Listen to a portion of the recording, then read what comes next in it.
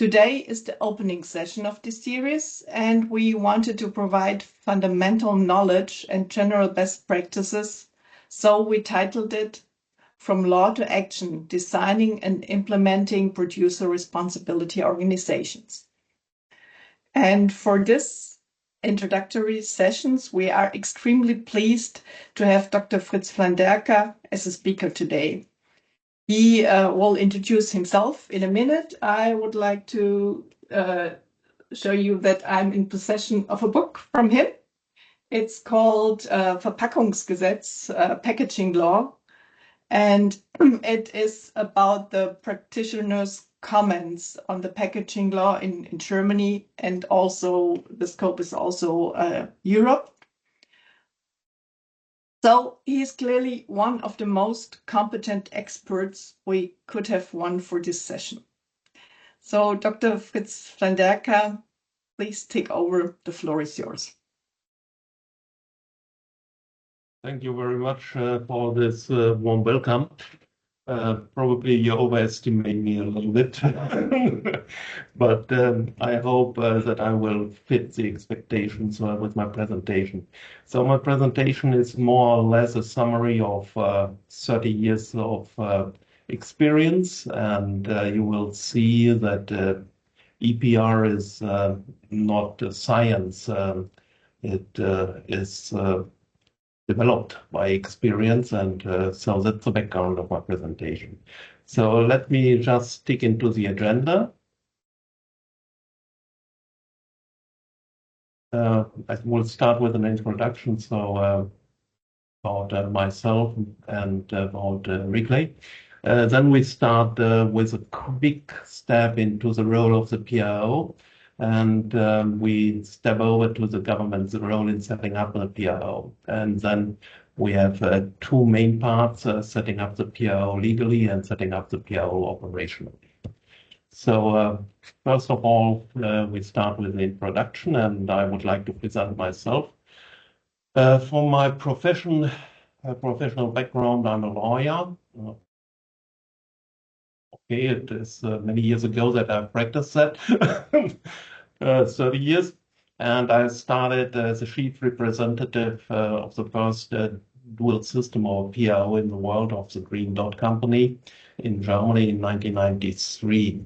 And we will get back to the starting point because at that time we have been close to a finance collapse, and I will refer to that in the presentation. And besides that, I've been founder and the first managing director of Packaging Recycling Organization Europe in Brussels, together with a French colleague. And by the way, Pascal, warm welcome to you. And he is also, we know him from that time on. And since 2005, since the opening for competition of the German market, I've been managing director of the Reclay Group. I'm also board member of Rahn Group, which is the mother company of Reclay. And as you mentioned, I wrote commentary and some special articles. And so when I find the time, I do this kind of work. So about Reclay in numbers, we have an annual turnover of close to 300 million euros. Maybe that we will have colleagues around 300 worldwide now. And we are active in 7 countries and have 10 offices. And we have a lot of clients worldwide. Today we talk about PROs, and we practice PROs in 7 countries. In Europe, we are a main shareholder of PRO in Finland. And we are active in Germany and in Austria and in Slovakia. We have an approval, the only one approval beside the former monopoly in France and in Spain. And overseas, we are active in Manitoba in Canada on behalf of beverage industry. We run there's a CBCIA system.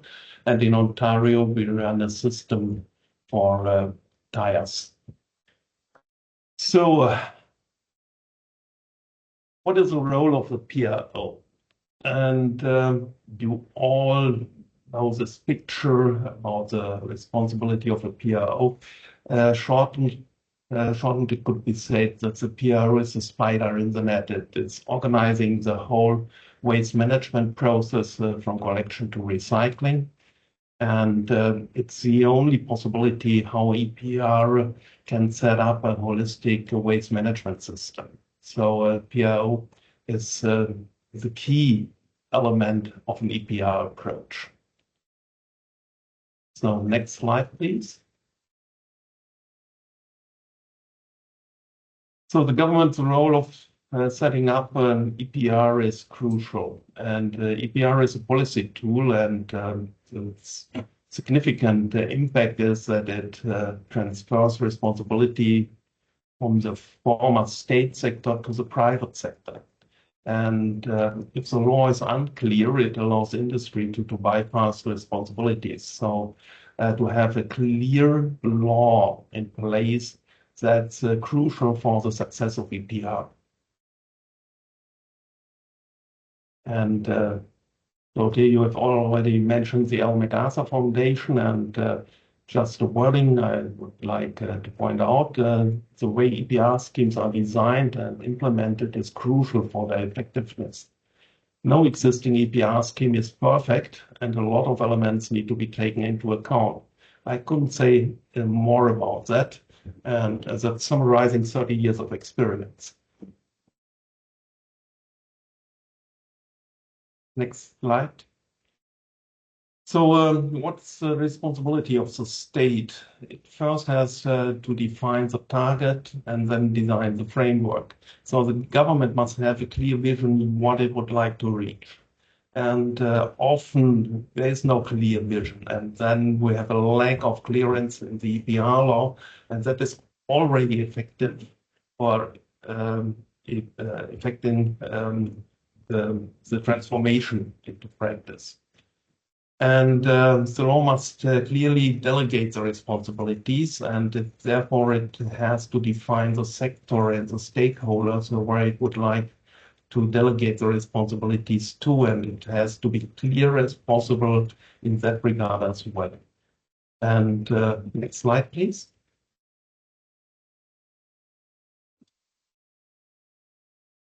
There are some elements or some experiences from introducing EPR or PROs worldwide. So just one experience is that shared responsibility means no responsibility. That's an approach we had in several countries, especially in Europe and partly in North America, that the fulfilling of the EPR requirements for the industry is in the choice of them. So they can step into a PRO, or they can do it individually. If you leave them the choice, the industry will always go the way which is the cheapest one, and that is weaken PROs from the beginning. And so shared responsibility at the end means no responsibility is weakening EPR, and so no recommendation for that approach. Next slide. A big question or big discussion always is, will there be a monopoly or will there be a competitive approach? So Reclay is working in a competitive environment. That's the reason that we're so active in many countries. Nevertheless, for the starting period, we strongly recommend to start with a monopoly approach. The reason for that is that the organizational structure is much more easier to handle than a competitive approach. So a competitive approach then, after a certain level has been reached in introducing infrastructure, then the competitive approach can just lead to significant cost reductions. And that is the reason that we're active in these 7 countries, because they have already reached a certain level of setting up an infrastructure. So when we started with setting up the first dual system of the first PRO in Germany, there was a behavior on the governmental side that all responsibility has been transferred to industry. And so first years were the behavior of government, so we have nothing to do with that. So industry is self-responsible for success or not being successful. That has been a big error. At the end, you need the right balance between governmental supervision and self-organization of industry. So the self-organization of industry has a lot of advantages, and it's much quicker, it's much more effective than any state organization. But industry can't control itself. So, and therefore they need state control just to reach certain targets, to reach recycling targets, to reach targets in setting up the necessary infrastructure. And so all that has to be controlled by government. And if a ministry can't do it itself, has been well established approach just to hand it over to a government-run agency.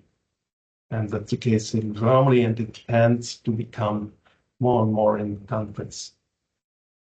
So a PRO has to be approved, and therefore it has to fulfill certain requirements.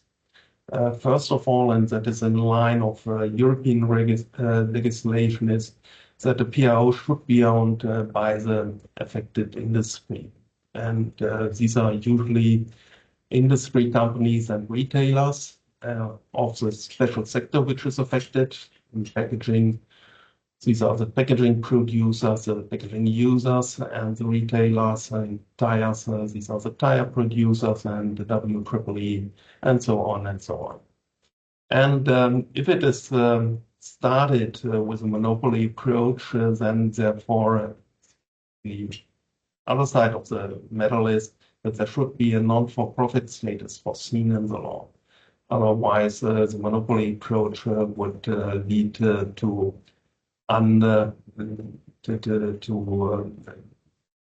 effects which are not welcome.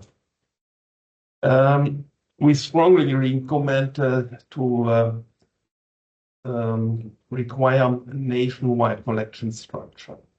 At the beginning, this could be a little bit individualized, so that means not the whole nation has to be covered in one step, but at the end, the whole nation must be covered with a collection structure. The collection structure could be different for cities or for rural areas, and therefore I will speak about in the further presentation. A PRO, and this is dedicated to packaging, must principally, if it started with a monopoly approach, open to all packaging materials. Otherwise, packaging materials could be discriminated and put out of the market, or they could be favored without any reason. So open to all packaging materials means that all packaging materials are forced to do their financial obligation just to set up a PRO. Collection must take place efficiently, so that goes hand in hand with a nationwide collection structure. That means it could be differentiated between cities and rural areas. Next slide. What is different from country to country is the necessary coordination with municipalities. The only thing which is for sure is that there is a coordination with municipalities necessary. Because industry companies will come and go, municipalities stay forever. And they are on the ground, and they are responsible, usually all over the world, for the dealing with the household waste. There is what I would call a French approach and a German approach. In Germany, we have coordination contracts with municipalities, but the municipalities are not responsible for the collection service. In France, they are responsible for the collection and would be reimbursed by the PRO. So these are two different approaches. Most of the countries worldwide are following the French approach, but the German approach is also as strong. The PRO has to do or has to deal with consumer education, and that's a crucial element of a PRO. You need to change the behavior of a society, and therefore education is basic. And that means that the big number of incomes of a PRO has to be foreseen, especially in the beginning, just to educate the people in separating their waste in a way they haven't done before. And a PRO has to deliver that it has reached the legal requirements, and the legal requirements mostly in the States is to reach collection targets, especially in the beginning of a PRO, and to reach recycling targets. And therefore, it is usual that a PRO is establishing mass flow verification, which it has to present to the state authority. What is a crucial thing, not in Europe, but in big parts in the rest of the world, is the inclusion of the informal sector. And there is no clear answer how to deal with that. The informal sector doesn't have general comparable structure all over the world. It's different. It's not only different from country to country, it's also different from region to region. So an approach could be that special legal requirements foresees in general that the PRO has to find an appropriate way to include the informal sector in its activities. What has become common all over the world is that PRO has to deliver bank guarantee to the state authority for the case that it doesn't discontinue its activities. So in that case, the state has to take over what private industry has done before, and therefore it needs a financing basis. And bank guarantees are very common for that. And I just don't know any legal system where it isn't not foreseen to have a financial guarantee. So these are the recommended approval requirements. And so we now get to the part what has to be foreseen to set up a PRO operationally. First of all is, how do we get a PRO in place? There might be a governmental decision, but by a governmental decision, there's no PRO in place. So the governmental decision is based on a process. So industry usually is aware that it will be forced to build up a PRO. And since starting in Germany and in France, the big industry companies know how to behave if a PRO is foreseen in a law. And then they usually get together and build a task force or any informal setting up to react and to get into discussion with the governments how a PRO should be set up. And there could be, or usually there is a joint introductory event by industry and governments, and everybody should be involved in that, and then it is more separated to the affected stakeholders. So there are separate formally based relations to the industry associations, to municipalities, to private waste management companies, if it is there, the informal sector, and not to forget the consumer association. All that has to be organized by the later PRO, and therefore the PRO is created before it is formally legally in place, and it has to be done a lot of work before the legal requirements are to be fulfilled.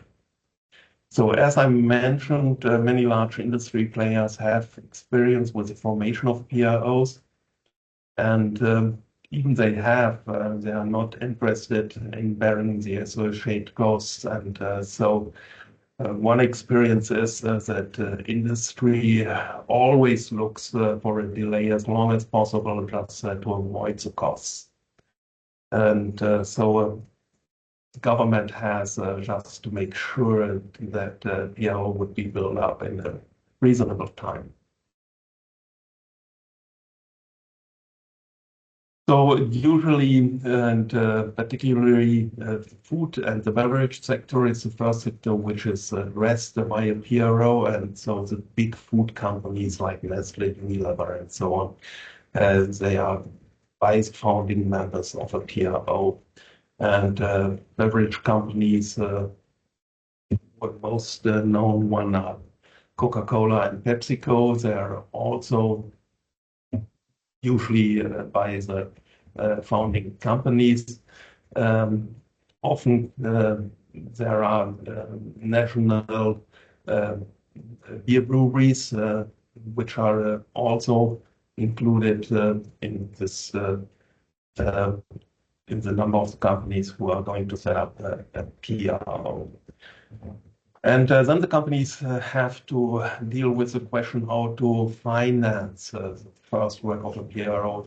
And therefore, they are usually given credits by these companies, and the credits have to be reimbursed gradually when the PRO is legally in place. And that is part of the license fees paid by the other companies.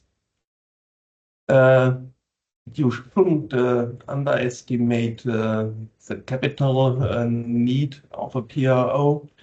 So that is what I referred in the introduction in 1993 when I started my work with DSD. I started with a big financial crisis because share capital was about 3 million Deutschmarks, and we had a turnover of in the beginning of around about 2.7 billion Deutschmarks, and therefore we were totally undercapitalized. And so to have capital which is big enough that's crucial not to fail in the beginning of a PRO. Next slide, please. Usually, the legal form, that depends. It could be a limited company, it could be an association, so that it differs from state to state. What is necessary is that if there are shares, that they belong to the affected industry. And usually a PRO has a supervisory board, which consists of representatives of the affected industry, but more and more the supervisory board also has a seat or 2 seats foreseen for a representative of the government or the governmental body, just to make sure that the relation to the government is also covered. And below the supervisory board, especially in the beginning phase, in the introduction phase, there's working committees. And working committees who work on the license fee or on building up a collection system.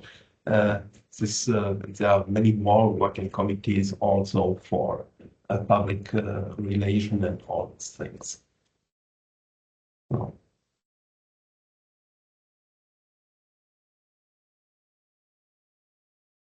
I already mentioned the different approaches in Germany and France, and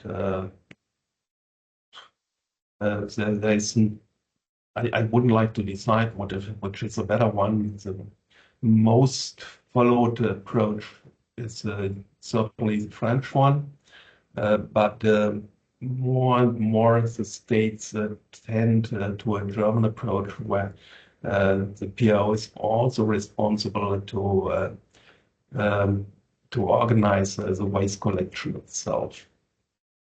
And the complexity of setting up the infrastructure for sure varies from country to country. It's a small countries and it's relatively easy to build up an infrastructure. It's a big country with a lot of rural areas, and it's more complex to set up the right infrastructure. And the law usually foresees a delay in which time the necessary infrastructure has to be set up. That has been a very short delay in the case of Germany of 18 months. And the French approach, as they have already learned because they have set up their system a few years later, they opted for a phased approach. Both has its advantages and disadvantages if there is enough time. If there's enough time foreseen, then a phased approach, to my point of view, makes more sense than just one step to cover the whole country. So I hope that or that I'm still in time, and just a short wrap up. An EPR law must clearly define industry obligation just to ensure that the private sector takes over its responsibility and not bypass. The PRO is the spider in the net or the backbone of the EPR system, and so it must be legally empowered in the right way and structured to function effectively. Industrial players are familiar with forming PROs, so there is no big there is no big burden for them. So as usual, they say, okay, everything is complex and we need more time, but at the end they know how to deal with that. Setting up an functioning collection infrastructure, that's the challenging part. The sorting and the recycling part, that is part of the private waste management companies, and they know how to deal with that. And if they have a law in place which gives them security for the investments, the necessary investments will be done.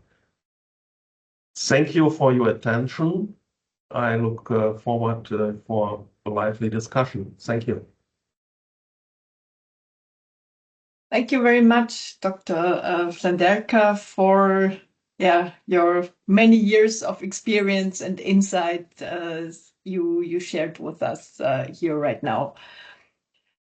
We start with the Q&A and the discussion session, or part of the session. So please, if you have questions, raise your hand and we get on to you and you can ask them yourself.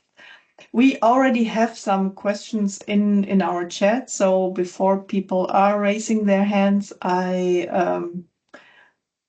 start with them. And here we have one question from Right Lifeset, and he would like to know,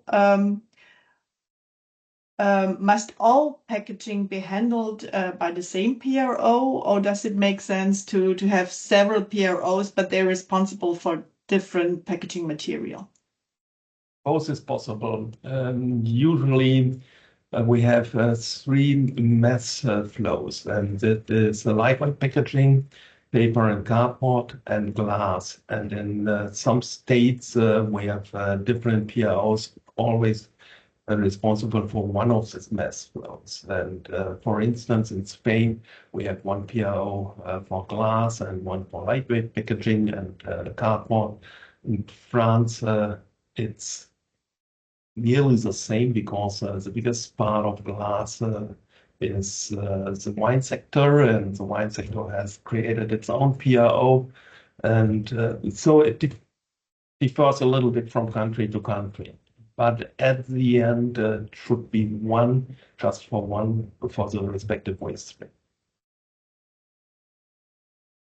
Okay, thank you very much. I still don't see a hand raised. So the next question from the chat would be from Piotr. Piotr, do you want to come in and ask the question yourself? Hello, hi. Go ahead.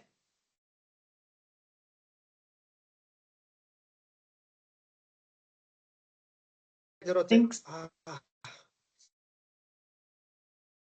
I'm sorry, okay, I think you weren't prepared.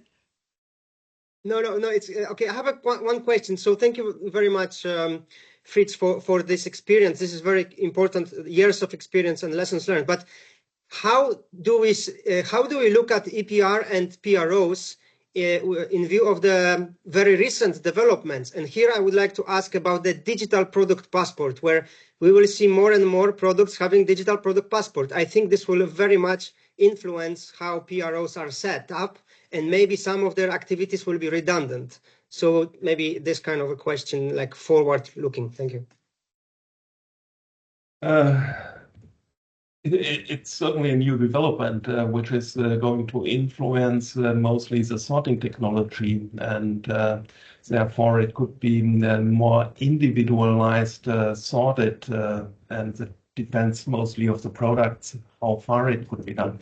So I can assume, for instance, for tires, that this goes more individually than for packaging, because packaging is a mass product, and so individualized sorting for each company in practice won't be possible because of the necessity of the amount of space where you put into. But nevertheless, it could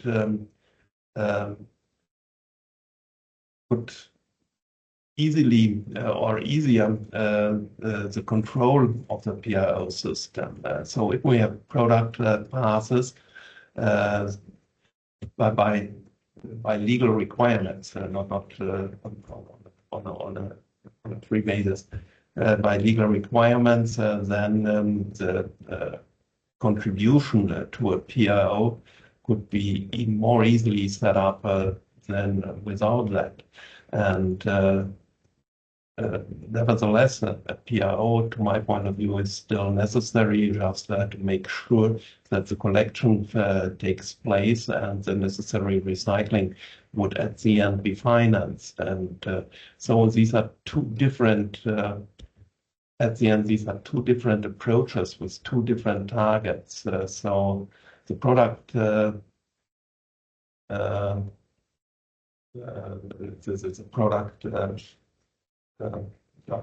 I don't forget the name. I think that's it. So this form for the product has a different sense than setting up a PRO, but it certainly would easier the work of a PRO. Thank you. Thank you. Pascal raised his hand. You want to come in? Yes, thank you very much. Pascal Gistet, I'm the chairman of the Reclay Group subsidiaries in France. Well, no surprise, I fully support and agree to all what Fritz has told you. I would just concentrate of one of the key issues that he tackled, which is the commitment or the magnitude of the commitment of the local authorities in each country. And it's, as he said, the commitment is higher in France than in Germany, for instance, but it will be different in every country depending on many subjects.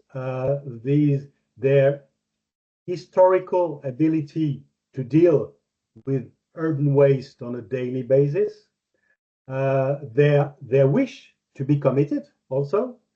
There are dimensions concerning financing of that, of course, and the final arbitration of the state, of the country itself, willing or not willing the local authorities to be committed and to be included on a daily basis on the project. So, of course, the obliged companies, the packers and the fillers, have obviously an opinion locally to the magnitude of commitment of the local authorities, but it will have to be a common arbitration of these three pillars that are the obliged company, the government, and the local authorities themselves.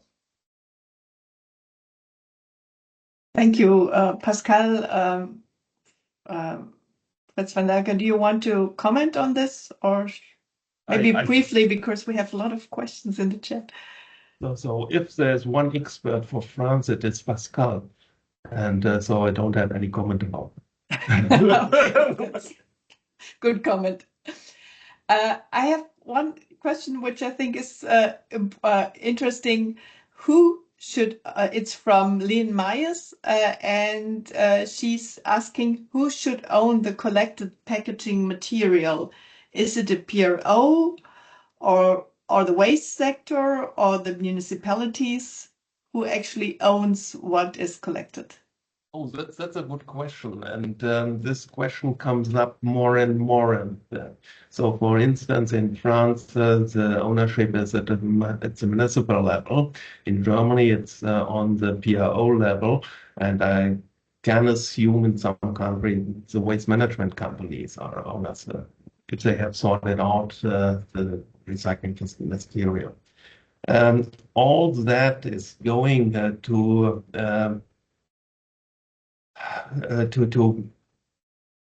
have effects on the necessary recycling infrastructure. For instance, if municipalities have the ownership, you can't go to an industry-sized infrastructure for the recycling sector, not as easily as in Germany. And so the sorting facilities in France are much smaller than in Germany. In Germany, we have sorting facilities with an amount of 200,000 tons per year. In France, they are much, much smaller because they are on the municipal level. And the outcome of the sorting facilities should then be brought together just to get the necessary amounts for the big industry recycling facilities. And if we look for the new PPWR requirements, for instance, for chemical recycling, you need huge amounts of plastics just to go for this technique. And therefore, we strongly recommend to find an approach where industries structures for recycling of plastic and other materials are reflected and are more or less acknowledged. And that's what we ask for. Okay.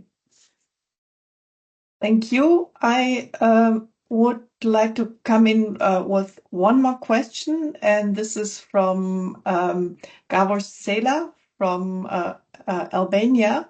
And he says that Albania is expected to be approved soon with an EPR law, and targets will be defined by bylaws. And he asks, what would you suggest doing as 3 priority actions, and would like to know what to pay on attention. So the question maybe to summarize, what are the 3 priority action if you consult to set up a PRO, what would you say? First of all, the question, what is the legal basis? Is there a monopoly approach or a competitive approach foreseen? I suggest it would be a monopoly approach, and therefore you should go in discussion with the affected stakeholders as early as possible, just to make clear what is possible in practice and what they would like to avoid. And then to reach an agreement with the stakeholders to set up a PRO as early as possible, and to foresee the necessary financing for that. And then the state has to define the targets, not the industry itself. So the state has to define collection targets, just to make sure that the collection system will be built up as early as possible, and also the recycling targets. And that's a tricky thing to find the right target building, because it depends on a lot of depends on a lot of requirements. For plastic recycling, which is the most crucial one, I would suggest to start on the European level, which for the time being is 22.5% of material recycling. And then to foresee further steps just to increase the recycling target up to 50%, 60%, something like that. Okay. Thank you. We are already a little bit over time, so I would like to close now. Also, Daniela, can you write the question in the chat and we try to find a solution how to answer them? I would like to thank Fritz Flanderka very, very much for all his great insights in building up a PRO.